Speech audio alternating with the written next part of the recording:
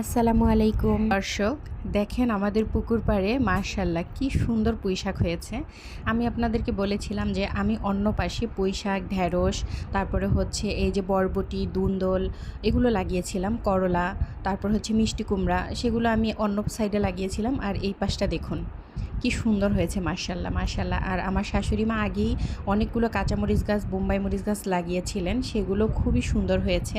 আর বৃষ্টি পাওয়াতে তো গাছগুলো খুবই সতেজ হয়ে গেছে। এই যে দেখুন ঢেঁড়সও ধরেছে। আর পুঁই শাকগুলো যে কি সুন্দর হয়েছে। আজকে পুঁই শাক কাটতে এসেছি।